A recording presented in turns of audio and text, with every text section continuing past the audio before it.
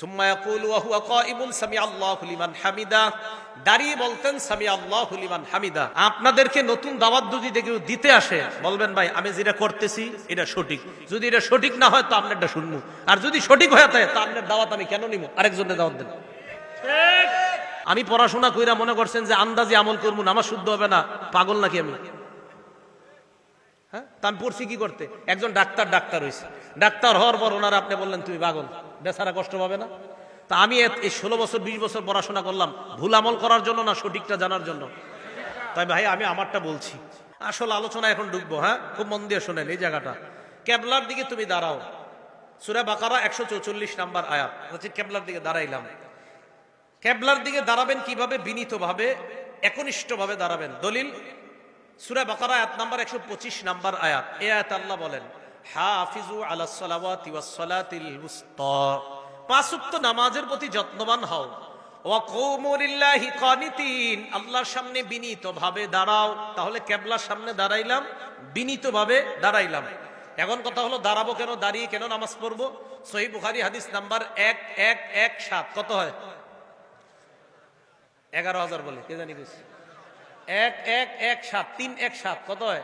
1117। এই হাদিসটা কেন সেই হাদিস জানেন? একটা কাজ আছে। আবার বলেন সহিহ বুখারীর কয় নাম্বার হাদিস? 1117। সারাদিন হাঁটার পর চা স্টলের সামনে 10 মিনিট গল্প করার পর মসজিদে গিয়ে চেয়ারে বসে, আছে না নাই? এর লাগে হাদিস নাম্বারটা মুখস্থ করাইছে। এই হাদিসের মধ্যে আসছে নবীর সাহাবা ইমরান ইবনে হুসাইন, উনি বলেন কানাত বি বাওয়াসির, আমার অর্শরোগ ছিল। অর্শরোগ চিনেন তো? আমি আল্লাহ নবীর কাছে জানতে চাইলাম ইয়া রাসূলুল্লাহ, আমার অর্শরোগ, নামাজ আমি কিভাবে পড়বো আমাকে আপনি জানায়া দেন। আল্লাহ নবী বললেন সাল্লি কাইমান, তুমি দাঁড়িয়ে নামাজ পড়বা। ফাইন লাম তাস্তাতি ফাকাইদান, যদি দাঁড়িয়ে নামাজ পড়তে না পারো তাহলে বসে পড়বা। আবার যদি দাঁড়িয়ে, আপনারা না হুজুররা না অন্যরা, যদি দাঁড়িয়ে, আবার যদি দাঁড়িয়ে না পারো, বলেন যদি দাঁড়িয়ে তাহলে বসে। তাহলে আবার বসে কখন? আবার বসে কখন? এই যে সারাদিন গল্প করতেছে দাঁড়ায়। সাল্লি কাইমান, দাঁড়িয়ে নামাজ পড়ো। ফাইন লাম তাস্তাতি ফাকাইদান, দাঁড়িয়ে না পারলে বসে। ফাইন লাম তাস্তাতি কাইদান, যদি বসে না পারো ফাআলা জামবিন, শুয়ে শুয়ে। তাহলে বলেন তো, এক নাম্বার যদি দাঁড়ানোর সক্ষম হয় তাহলে কিভাবে নামাজ পড়তে হবে? তাহলে দাঁড়াইলাম, কেবলার সামনে দাঁড়াইলাম, এবার আমি নামাজ শুরু করব। আসল আলোচনায় ঢুকতেছি। আমি আরিফ বিন হাবিব কিভাবে নামাজ পড়ি এটাই কই আমি। এবার আমি নামাজে দাঁড়াবো, দাঁড়ানোর পর আল্লাহু আকবার বলবো আমি, এটা বলে তাকবীর বলবো আমি। এখন কথা হলো আল্লাহু আকবার যে বলবো এটার দলিল আছে কোথায়? হ্যাঁ, এই যে আমি আল্লাহু আকবার বলবো সূরা মুদ্দাসসিরের মধ্যে আছে। আল্লাহ পাক রব্বুল আলামিন বলেন ইয়া আইয়ুহাল মুদ্দাসসির কুম ফাআনজির ওয়া রাব্বাকা ফাকাব্বির। সূরা মুদ্দাসসিরের 3 নম্বর আয়াতে আল্লাহ বলেন ওয়া রাব্বাকা ফাকাব্বির, তাকবীর বলো, আল্লাহু আকবার বলো। তাহলে আল্লাহু আকবার বলা পাইলাম। এখন আল্লাহু আকবার বলে যে শুরু করতে হবে এটার দলিল কোথায় আছে? তিরমিজি শরীফের 3 নম্বর হাদিস, তাহরিমুহা আত-তাকবীর। তুমি নামাজের বাহিরে যে বৈধ কাজগুলো আছে এই বৈধ কাজগুলা আল্লাহু আকবারের মাধ্যমে হারাম করবা। নামাজের বাহিরের বৈধ কাজগুলা আল্লাহু আকবার বলে ওই বৈধগুলাই নামাজে হারাম করতে হবে। নামাজে খাওয়া কি বৈধ না অবৈধ? নামাজে অবৈধ। বলেন নামাজের বাহিরে খাওয়া বৈধ না অবৈধ? নামাজে অবৈধ। তাহলে নামাজের বাহিরের অবৈধ কাজগুলা আল্লাহু আকবার এই তাকবীরের মাধ্যমে এগুলা হারাম করা, এটা হলো তাকবীরে তাহরিমা। আচ্ছা, আল্লাহু আকবার বলে আমি নামাজ শুরু করব। এখন আমি আল্লাহু আকবার বলবো, আমি যে আল্লাহু আকবার বলবো এটার দলিল আছে কোথায়? সহিহ বুখারী 789 নম্বর হাদিস। এটা কেন বলতেছি? ঝগড়া মুক্ত সমাজ দেখতে চাই। আপনাদেরকে নতুন দাওয়াত যদি কেউ দিতে আসে, বলবেন ভাই আমি যেটা করতেছি এটা সঠিক, যদি এটা সঠিক না হয় তো আপনারটা শুনবো, আর যদি সঠিক হয়ে থাকে তো আপনার দাওয়াত আমি কেন নিব, আরেকজনের দাওয়াত দেন।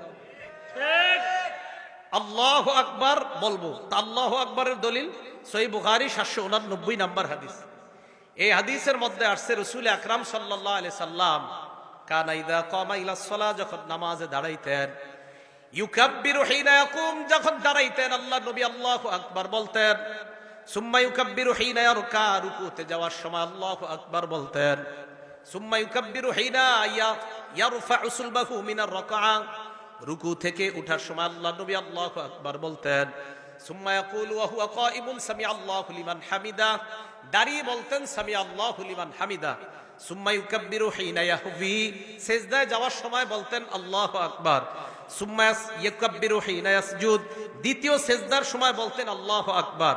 সুম্মা ইউকাব্বিরু হিনা ইয়াকুমু মিনাস সিনতাইন, 2 রাকাত নামাজ পড়ার পর বৈশা যদি তৃতীয় রাকাত হয় অথবা 4 রাকাতওয়ালা নামাজ হয়, ওঠার সময় আবার আল্লাহু আকবার বলতেন। তাহলে আল্লাহু আকবার বলা, আল্লাহু আকবার বলার দলিল পাইলাম সহিহ বুখারীর 789 নম্বর হাদিস। আল্লাহু আকবার দলিল পাইছে কিনা? কোন জায়গায় যদি আমি দলিল না দিই খপ করে আমারে ধরবেন আজকে। এইগুলো আল্লাহু আকবার বলার দলিল। এবার হইলো হাত কতটুকু উঠাবো, এই তো আচ্ছা মন দিয়ে শুনেন।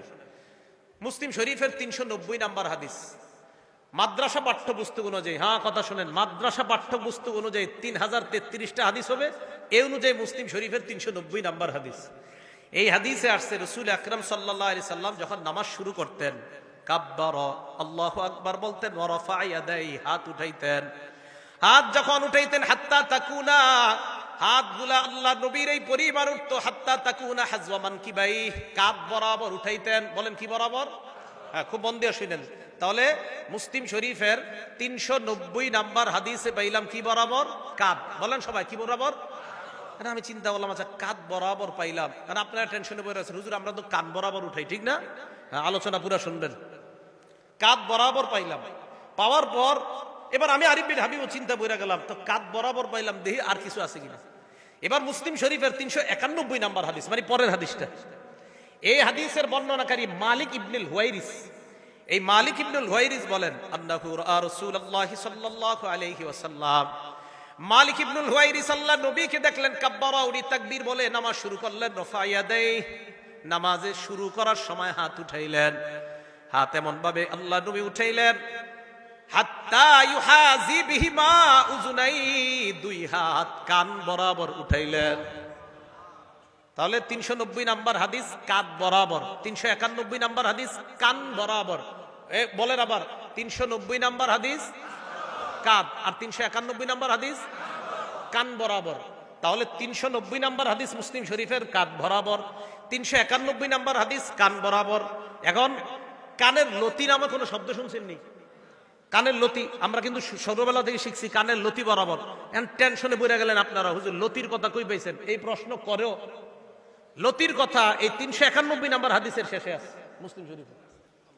হ্যাঁ, এই হাদিসের শেষে আছে। বর্ণনাকারী কাতাদা। এই কাতাদা রাদিয়াল্লাহু তাআলা আনহুর বর্ণনা, আন্নাহু রাআ রাসূলুল্লাহি সাল্লাল্লাহু আলাইহি ওয়াসাল্লাম কাব্বারা, আল্লাহ নবী তাকবীর বললেন। রফা ইয়াদাই, নবী হাত উঠাইলেন। হাত্তা ইউহাদি বিহিমা ফুরুআ উযুনাই, আল্লাহ নবী 2 হাত কানের লতি বরাবর উঠাইছে। মুসলিম শরীফের 390 নাম্বার হাদিস কাঁধ বরাবর। বলেন কাঁধ কি বরাবর? কাঁধ। 391 নাম্বার হাদিসে 2টা আমল, একটা হলো কান বরাবর আর একটা কানের লতি বরাবর। এখন আসেন, হুজুর কাঁধ পাইলাম, কান পাইলাম, লতি পাইলাম, আপনারা আবার বক্তব্যে শিখান যে 2 হাতের বৃদ্ধাঙ্গুলি লতি বরাবর থাকা, এটা কই পাইছেন? তহাবি শরীফ 1 নম্বর খন্ড 144 নাম্বার পৃষ্ঠা। এই পৃষ্ঠা আছে রাসূল আকরাম সাল্লাল্লাহু আলাইহি সাল্লাম যখন তাকবীর বলে নামাজ শুরু করতেন, হাত উঠাইতেন। হাত যখন উঠাইতেন তখন রাসূল সাল্লাল্লাহু আলাইহি সাল্লামের হাত্তা ইয়াকুনু ইবহামাহু, নবীর এই 2 বুড়ো আঙ্গুল মুবারক করিবা মিন শাহবাতাই উযুনাই, কানের লতি বরাবর আসতো। এখন আসেন, এখন প্রশ্ন হলো হুজুর কাঁধ মানবো না কান মানবো না লতি মানবো? এটা হলো প্রশ্ন। আমি আরিফ বিন হাবিব বলবো আমি এমন এক আমল করবো যে আমলে নবীর 3 হাদিসের উপর আমল হয়। এখন আমার দিকে তাকান, আন্দাজি ঠিক করেন না, বুঝে শুনে করেন।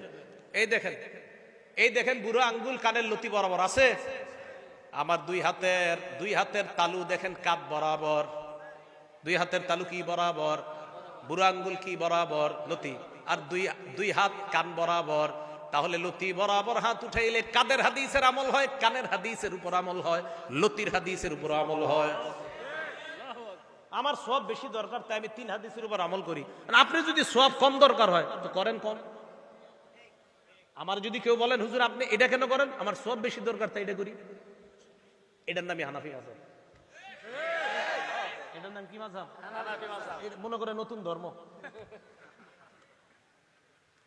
তাহলে হাত উঠাইলাম, রয়ে গেল, এবার হাত বানবেন কই হুজুর?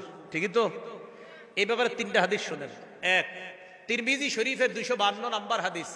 এই হাদিসের মধ্যে আসছে কানান নবী সাল্লাল্লাহু আলাইহি ওয়াসাল্লাম ইয়াউম্মুনা, নবী আমাদের ইমামতি করতেন। ইয়াখুযু শিমালাহু বিয়ামিনিহি, আল্লাহর নবী বাম হাতকে ডান হাত দিয়ে ধরতেন। কোথায় ধরতেন? নাই। ডান হাত দিয়ে বাম হাত ধরতেন, এটা আছে। কোথায় ধরতেন? এটা নাই। আবার বলছি, ডান হাত দিয়ে বাম হাত ধরতেন, কোথায় ধরতেন? এটা নাই। তাহলে হাদিস একটা পাইলাম, তিরমিজি শরীফের 252 নাম্বার, ডান হাত দিয়ে বাম হাত ধরতেন। এবার বুখারী শরীফের 740 নাম্বার হাদিস শুনেন।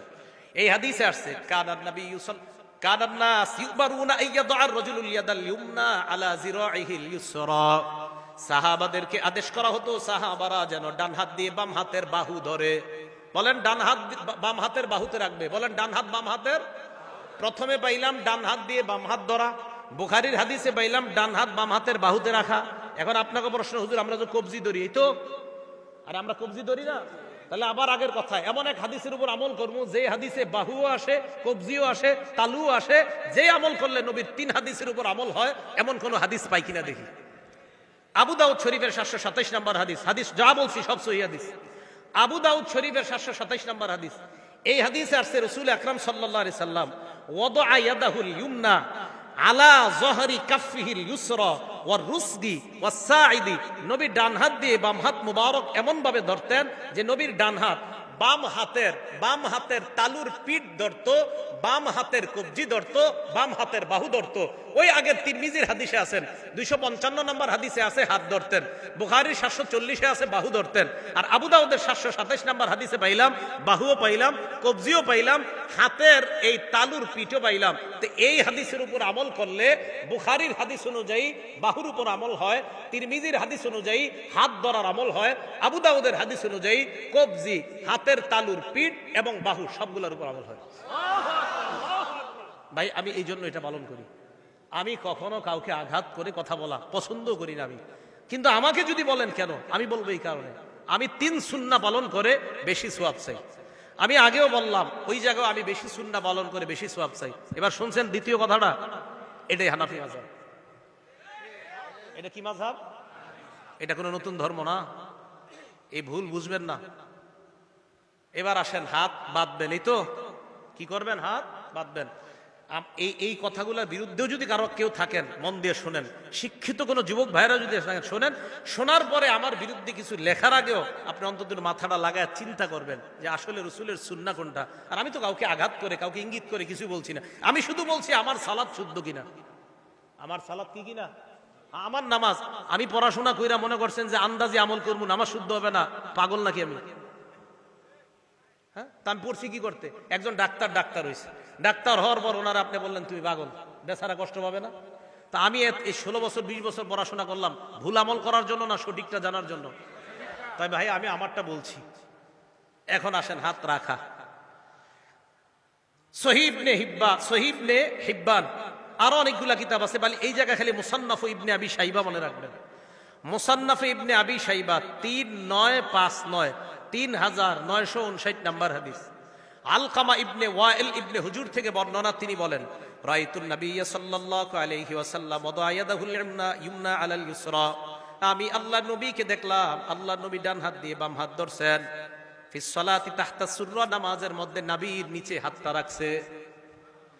আমি আল্লাহর নবীকে দেখলাম, আলকামা ইবনে ওয়াইল ইবনে হুজুর বলেন আমি আল্লাহর নবীকে দেখলাম ডান হাত বাম হাতের উপর রাখছে, নাবির নিচে। আর যে আগের আমলটা বললাম যদি এই জায়গায় ধরেন অটোমেটিক আপনার হাত নাবির নিচে চলে যাবে। আল্লাহর নবীকে দেখলাম আমি নাবির নিচে রাখছে। এটা হলো মুসান্নাফ ইবনে আবি শাইবার 3959 নম্বর হাদিসের বর্ণনা, সনদ সহিহ। 3960 নম্বর হাদিস যে বর্ণনা, ওইটারও সনদ সহিহ। ওই বর্ণনার মধ্যে এক তাবির বর্ণনা আছে সনদ সহিহ। উনিও বলছেন যে রাসূল আকরাম সাল্লাল্লাহু আলাইহি সাল্লামের নামাজের পদ্ধতি এটাই যে ডান হাতকে বাম হাতের উপরে রাখা। শুধু তাই না, ইমাম বুখারী রহমতুল্লাহি আলাইহির উস্তাদ ইসহাক ইবনে রাহওয়াই রহমতুল্লাহি আলাইহি বলেন নাবির নিচে হাত রাখা এটা আল্লাহর নিকটে হওয়ার বেশি উপায়। সুবহানাল্লাহ। কার উস্তাদ? কইতে শরম করে, কার উস্তাদ?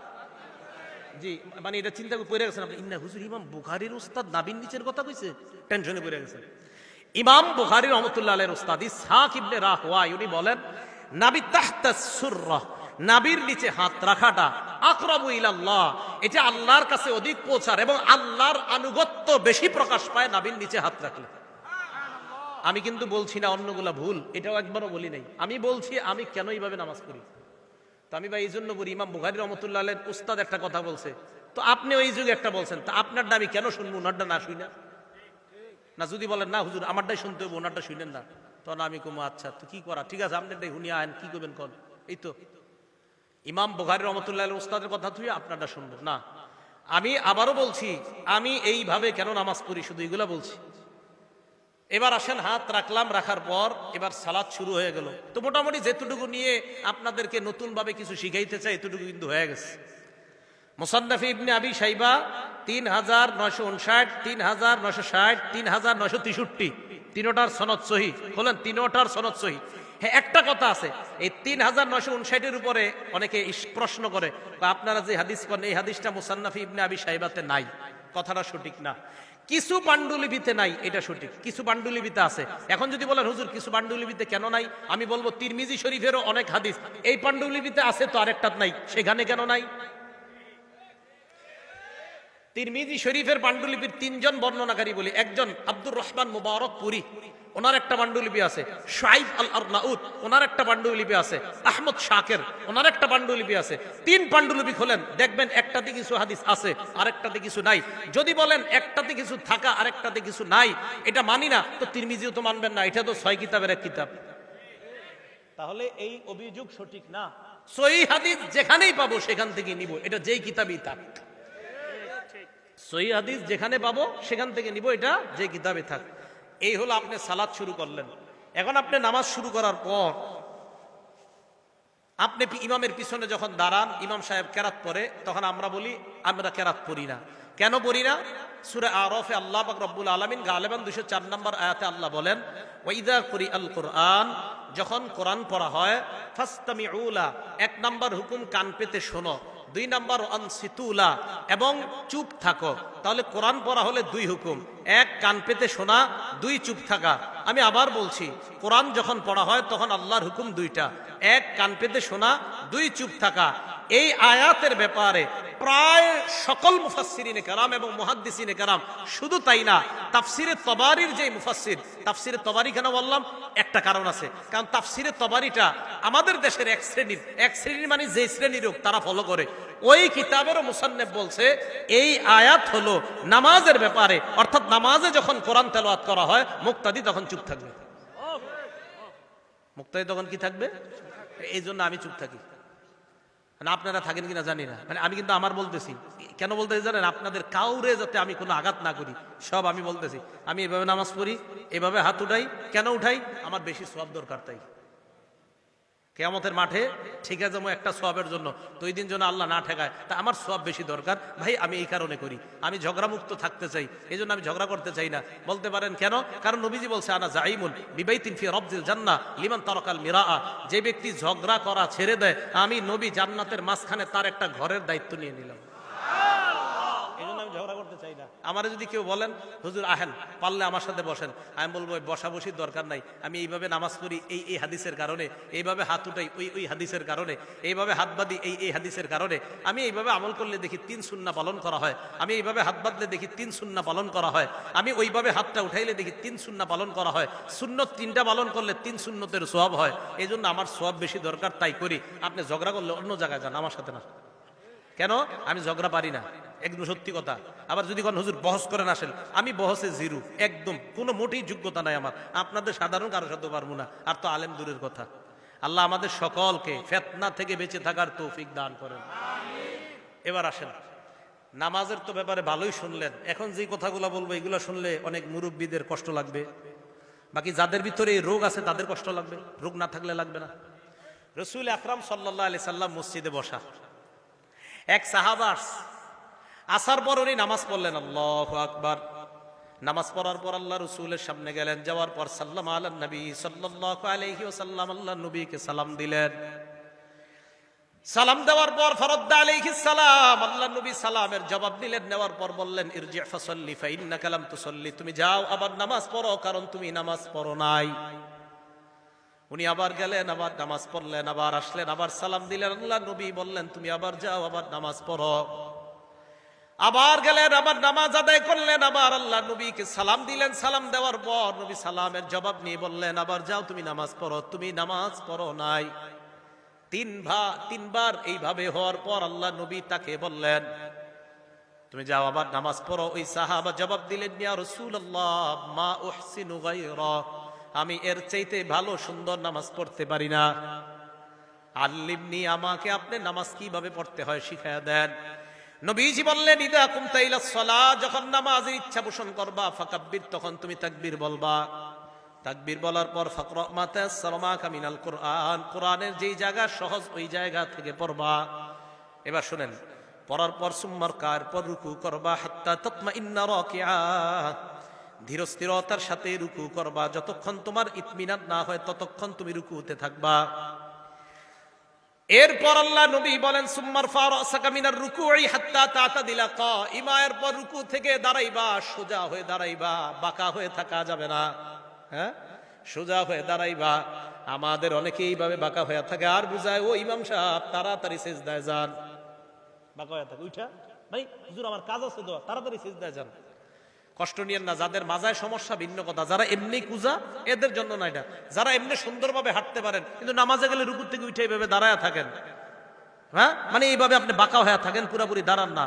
আল্লাহ নবী কয় হাত্তা তাতাদিলা কাইমা, তুমি পরিপূর্ণভাবে দাঁড়াইবা, সোজা হয়ে দাঁড়াইবা। দাঁড়ানোর পর সুম্মা সুজুদের পর সিজদা করবা হাত্তা তাতমাইন্না সাজিদা, বিরস্তিরতার সাথে সিজদা করবা। দুই সেজদার মাঝখানে বসবা। এই দুই সেজদার মাঝখানে অনেকে এইভাবে বাঁকা হয়ে থাকে, ঠিক না? দুই সেজদার মাঝখানে মানে উঠে বাঁকা হয়ে থাকে, হুজুর আরেকটা সেজদা তাড়াতাড়ি দেন, এইভাবে থাকে। মনে রাখবেন বাঁকা হওয়ার, এই বাঁকা হওয়াটা যদি বেশিরভাগ নিচের দিকে থাকে তো আপনার তো সেজদা একটা হইল। আরে বাঁকা হওয়া যদি বেশি নিচের দিকে থাকে তো আপনি সেজদা দুইটার দেওয়ার কথা না, তো আপনার তো কোনো ওজোর নাই, আপনি ইচ্ছা করে এইভাবে রয়েছেন, মানে আপনি এক সেজদা থেকে এখনো উঠেন নাই, দুই সেজদার মাঝখানে আপনি বসেন নাই। আল্লাহ নবী বললেন এইভাবে দুই সেজদার মাঝখানে বসবা। ইফআল যালিকা ফি সলাতিকা কুল্লিহা, আমি যেইভাবে তোমাকে নামাজ শিখাইলাম এইভাবে তুমি নামাজ পরিপূর্ণ করবা।